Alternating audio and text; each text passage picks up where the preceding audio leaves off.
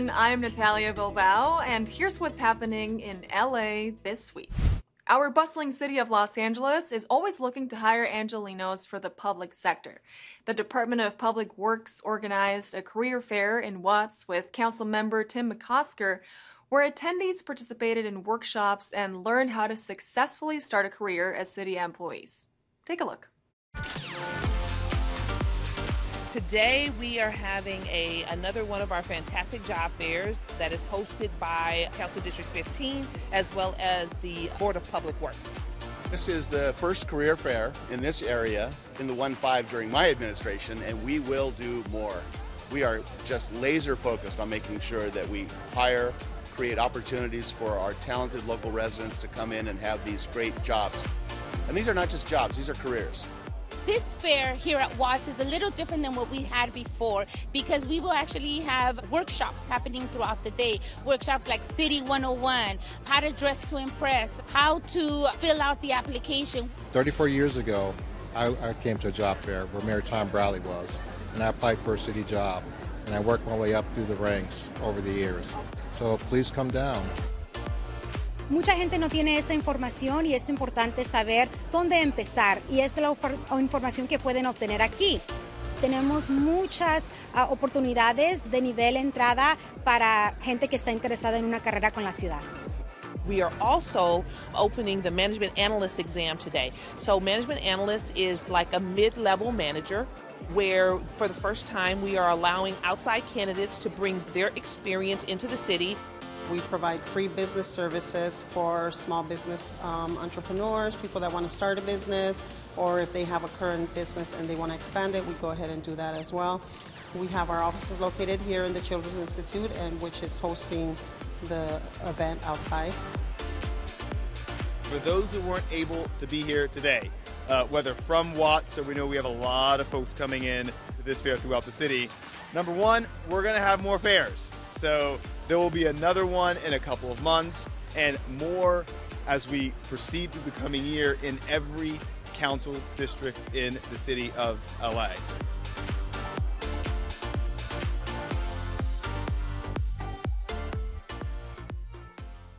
This summer, many of us are heading to the beach, but we should also be mindful of the marine species living there. Councilwoman Tracy Park is urging Angelenos to help keep our wildlife safe and healthy now the toxic algal bloom is threatening marine mammals' well-being.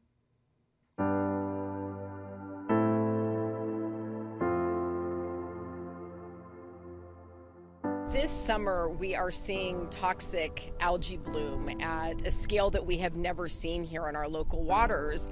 And what's happening is that toxic algae is making our marine wildlife very sick. Symptoms such as seizures, similar to epilepsy. Lethargy, inability to move. Unpredictable behavior that can sometimes be very aggressive behavior. So we have partnered with the County Supervisor Holly Mitchell's office, County Beaches and Harbors, as well as the Aquarium of the Pacific and the Marine Mammal Care Center to set up temporary pens here along our beaches where these animals can rest and recover before they return to their ocean habitats.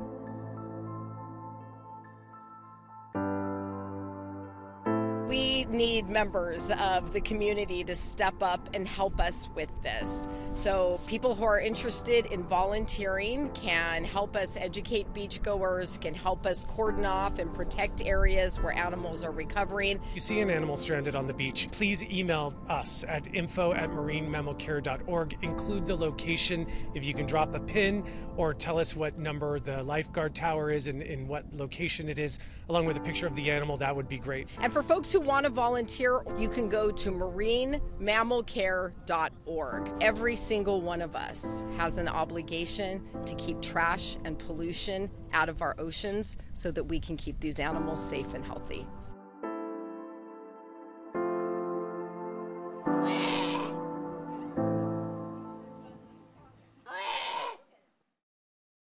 Discover what other initiatives and plans Councilwoman Tracy Park is undertaking by visiting councildistrict11.lacity.gov.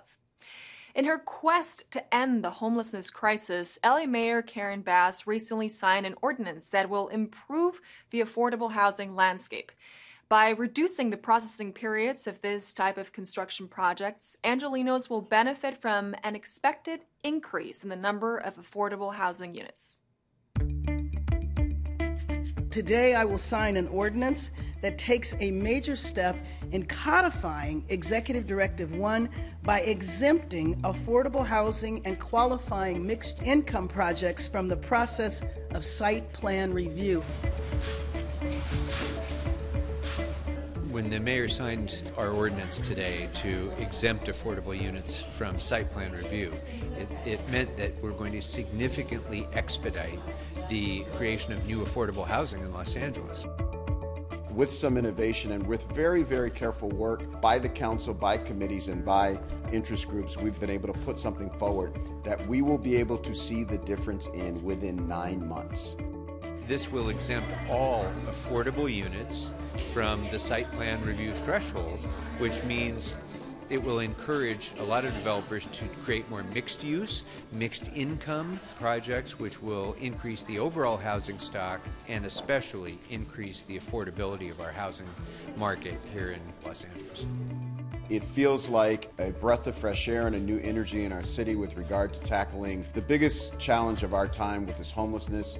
We're very grateful to be here and want to continue to build the next leg of the marathon to making a city, Los Angeles, a city that is free of people living on our streets.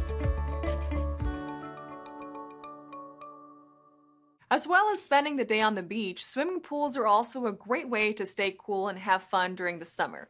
The Rec and Parks Department offers many programs, including swimming lessons, and boasts accessible facilities for everyone to enjoy. Check it out.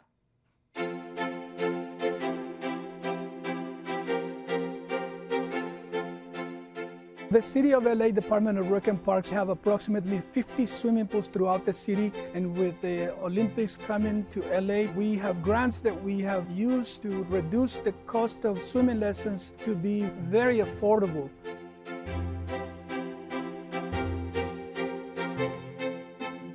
Swimming happens to be possibly the best sport that one can practice, and we want to encourage the community to come out and take advantage of the facilities and the programs that we offer. Every facility in the city of LA is unique. In this case, at Downey Pool, we have a splash pad that kids can enjoy. It's shallow so that children can learn how to swim easily. We also have a second pool with several lane lines where someone can come out and do laps. We also have a lift to accommodate persons with disabilities. We have swim teams, we have water polo teams, synchronized swimming, artistic swimming. We offer a junior lifeguard program.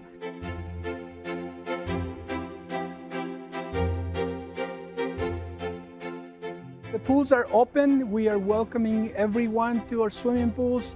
Visit swimla.org or come in person so that you can get the details on registration dates and find the nearest swimming pool and apply for swimming lessons and programs. Small daily actions are what end up making a big difference over time.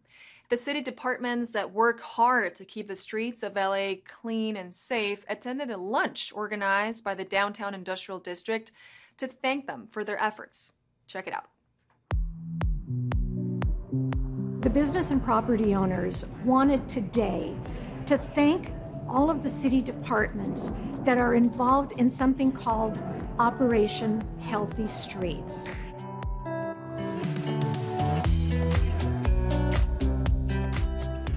Every day of the week, a team of city workers from sanitation, police, transportation, and supported by a team from the LA Homeless Services Authority are out here talking with folks who are living on the street, giving them information on how to get housed and so forth. But the focus of their work is to be able to safely move those folks just for a few minutes and sanitize the sidewalks. It's a group effort it takes to help clean up our streets, and we're here just to be able to thank everyone who's been doing the hard work for a long time.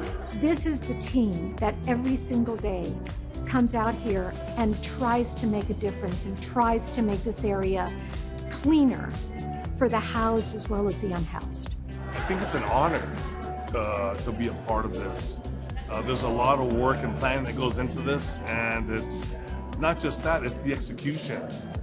Doing it right, taping up our zones, keeping everybody safe. Make LA beautiful and clean, and keep in constant effort to doing that.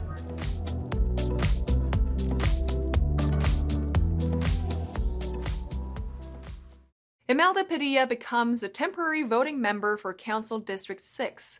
Los Angeles prepares for the impacts of summer heat, and the Housing Authority of the City of LA receives grant funds.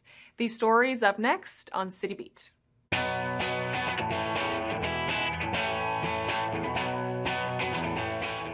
After a special election held June 27th, the LA City Council has appointed Imelda Padilla to represent the 6th District. With a motion introduced by Council President Paul Krikorian, the Council voted 10-0 to appoint Padilla before going on summer recess. Joined by her family, she took the oath of office as a temporary voting member while election results are being certified by the county clerk.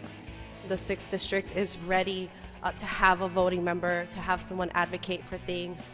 I just want to let everybody know, please feel welcome to call me Councilmember Imelda.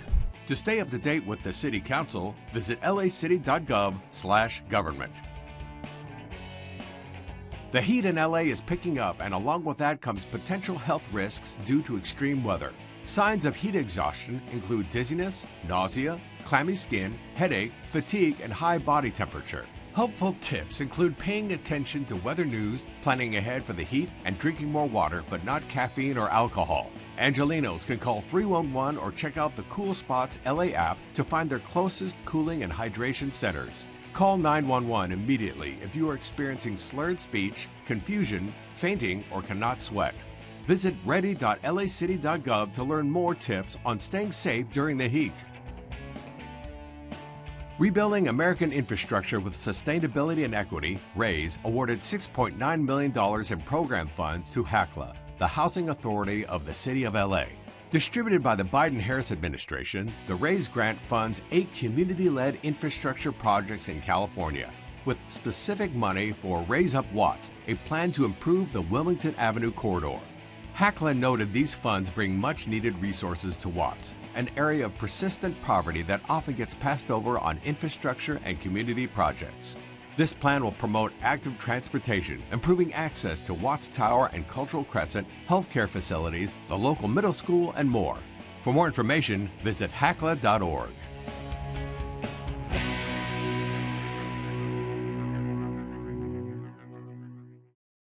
Animal lovers in LA can now see what their favorite species are up to later in the day. The LA Zoo Friday nights provide visitors with live music, food trucks, and of course, a glimpse at the zoo's residents at a time when many of them feel more outgoing.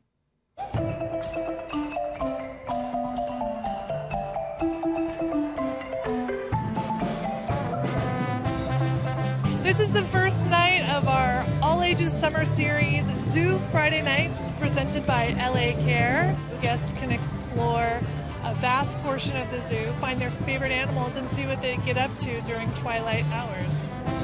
Tonight we were looking for something to do, fun for the family, and we uncovered this night at the LA Zoo, and we thought it would be new and different and something that we could do together as a family. We're glad for our dad to bring us here because we're really happy to be at the LA Zoo.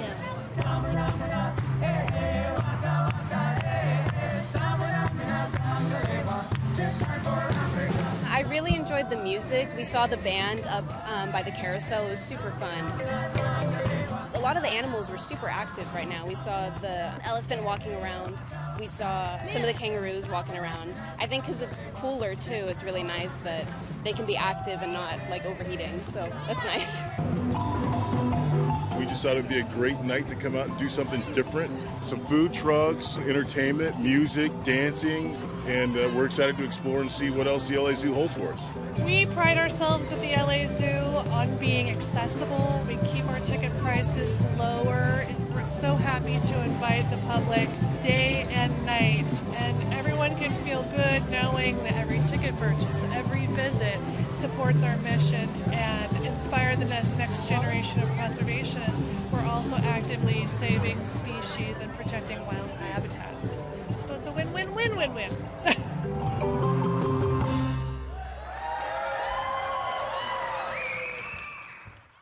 Cumbia is Colombia's national dance, which is believed to have originated as an African courtship dance. In Los Angeles, a city that celebrates diversity, the first LA Cumbia Festival was held. Participants moved to the beat of the music in Pershing Square and let their dance moves speak for them. Today we're kicking off our Diversity Festival for the summer of 2023 in Pershing Square, Department of Rec and Parks, and today is our LA Cumbia Festival. This is the first Cumbia festival labeled Los Angeles Cumbia Festival. There's different variations of cumbia, but I think a common thread is that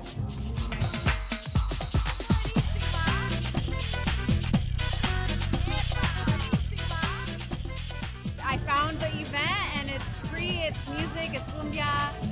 It's part of our culture, so yeah, I mean, that's why we're here. I love cumbia. I grew up with it. It's amazing. It's like all over Latin America from El Salvador. I love it. We play it all the time. And Albany, when she told me that they were having a cumbia event, I was like, say less. I'm ready to cumbia. Oh my God, so I'm really excited. Cumbia, the way that I would describe it, I feel like it's better if I dance it than describe it.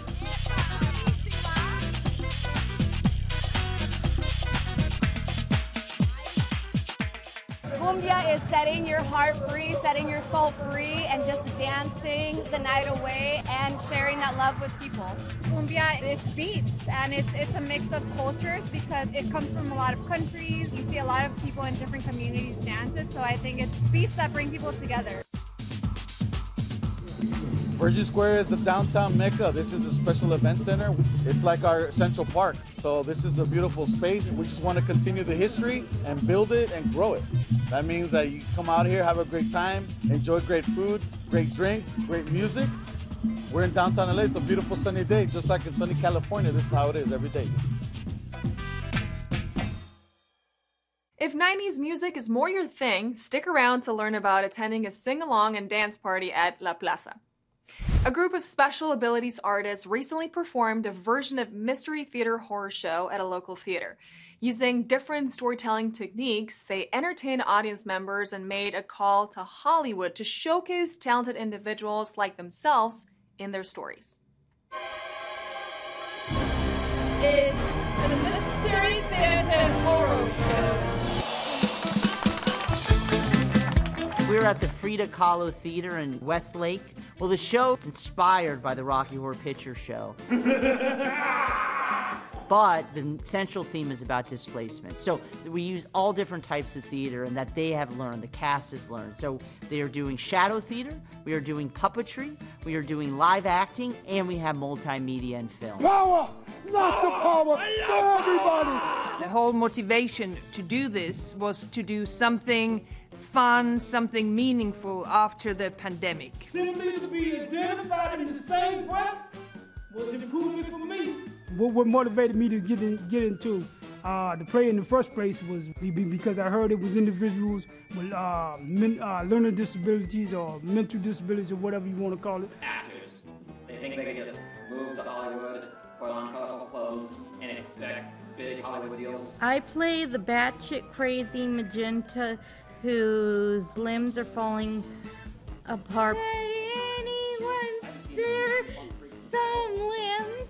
I played the role as Dr. Frank. He is the creator of Rocky. He is the father of everyone. I'm the man of 1,000 characters. I'm trying to do something. I'm trying to get drunk. I'm trying to make it in love, get down and do some good things and not. I'm hoping to get my performance recorded on my phone so I can send it to my folks in North Carolina so they can see that their son, brother, nephew, uncle is doing something positive after going through a life of struggle and strife. Here's my card. Help me after the show. Even if you have some sort of disability, don't underestimate us. There is talent in neurodiversity. Remember that, Hollywood.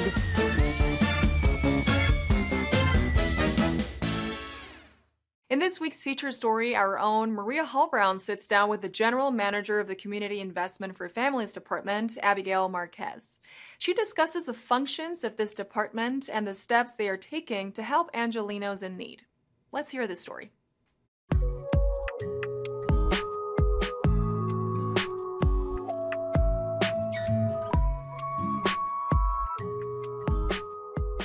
I am so delighted today to be joined by the General Manager of the Community Investment for Families Department, Abigail Marquez. Thank you so much for being here. Thank you for having me. In a general sense, what does the department do and how does it do it?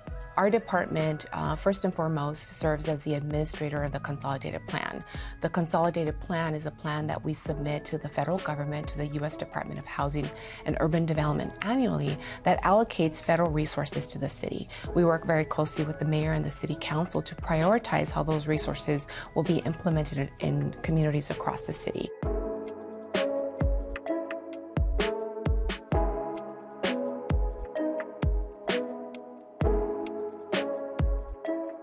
We are currently managing over $250 million in federal, state, and local resources. We support the integration of these services across 20 city departments, and we support over 100 community organizations across the city. Very proud of the fact that as a new department in our first year, we served over 70,000 Angelenos through our programs.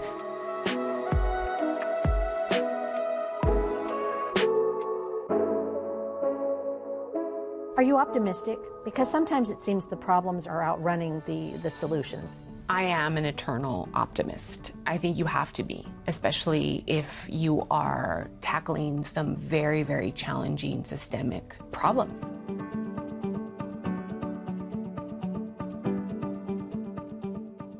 I do believe in the power of government. I think our families, our communities are depending on us to continue to lead with empathy, compassion, and urgency.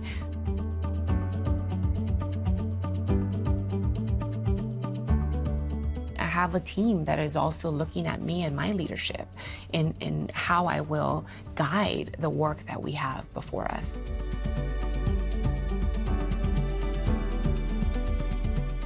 How can people reach out and find out what you're doing? Of course, we have a website that people can learn more about the different services that we offer and truly address the needs of the communities that we are serving. So public input is important and we welcome that every day.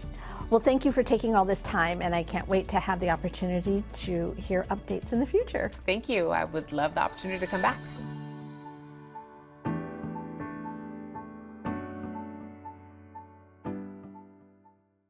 Travel back in time at Noche de 90s backyard sing-along and dance party. Watch Lilo and Stitch at the Hanson Dam Summer Movie Nights, or enjoy a Selena tribute concert at the NoHo Summer Nights. All this up next on Things to Do.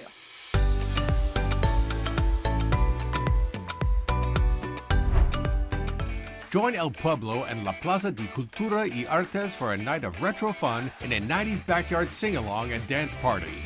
Break out your best 90s party outfit while you reminisce and celebrate the vibrant musical styles of the era.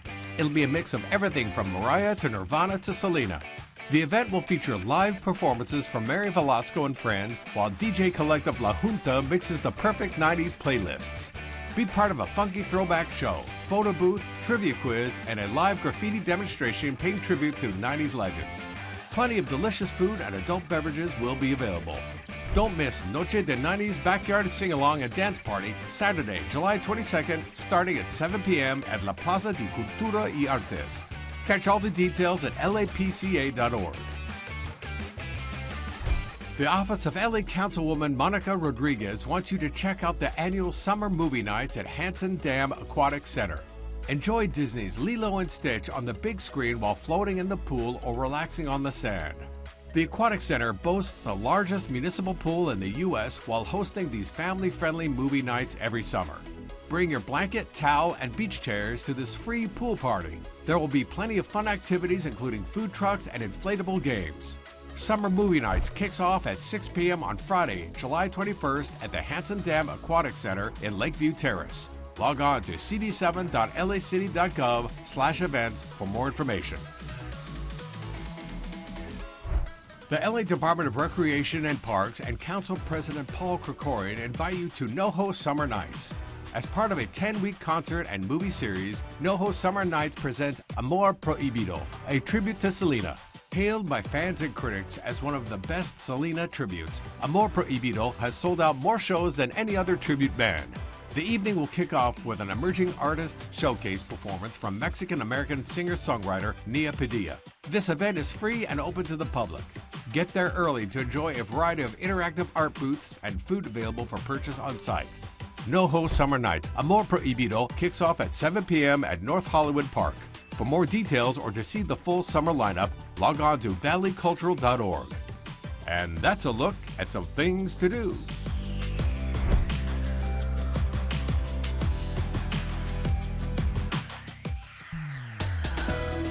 And that's it for this edition. I'm Natalia Bilbao, and from all of us here at LA This Week, thank you so much for joining us. A reminder that you can catch us online at lacitybview.org, and we're also on Instagram, Facebook, Twitter, and YouTube.